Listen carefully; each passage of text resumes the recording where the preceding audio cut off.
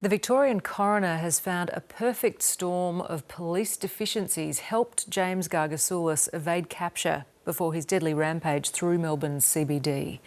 Gargasoulis is now serving a life sentence, but the coroner has tried to determine how such a brutal public act was allowed to happen. Here's Elias Kluwer. It was a summer's day that turned into a nightmare. The offender's actions are both unthinkable and repellent. They struck at the very heart of Melbourne. James Gargasoulis' day of rage began with the brutal stabbing of his brother, then a 12-hour chase across Melbourne that only ended after he struck and killed 6 people and injured a further 27. Someone needs to take this vehicle out before it kills someone received. Not once mentioning Gargasoulis by name, today Coroner Jackie Hawkins attempted to answer how the known criminal inflicted such devastation. A remarkable confluence of events emerged in favour of the offender.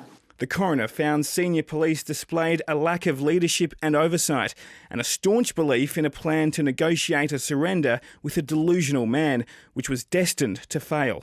Each of these factors contributed to the perfect storm. Despite this, I am unable to conclude that had any of these responses been different, that the catastrophic outcome could have been avoided.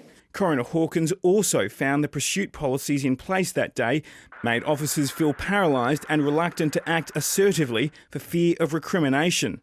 No pursuits with this fella. If he takes off, let him go. This is not how we want our police officers to feel. We do not want them second-guessing themselves.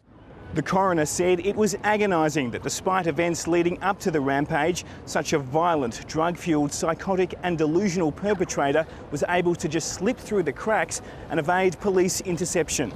It's particularly agonising for the families of Zachary Bryant, Matthew C., Bhavita Patel, Yasuki Kano, Talia Haken and Jessica Moody. Their dignity, their bravery, their courage, but the grief that they carry with them every day is absolutely profound. It is imperative the Victoria Police see this inquest as a catalyst for real, meaningful cultural change within the force. For many, the scars from the 20th of January 2017 will never fade. And Elias joins me now from the Victoria Police Centre. Elias, can you just walk us through the key recommendations made by the coroner today? Good evening, Tam. Well, there were 9 recommendations in total. Victoria Police say they weren't surprised by any of them, but will review them intently. Now, one of the recommendations is for the Justice Department and Victoria Police to investigate the feasibility of officers wearing body-worn cameras during out-of-sessions bail hearings. A number of recommendations also focused on whether police can review their critical incidents as well as their pursuit policy. Now, the coroner also suggested that there should be biennial refresher training on that vehicle pursuit policy. But despite all this, the union representing police says it's just impossible to have a hard and fast rule that perfectly covers such complex areas of law enforcement.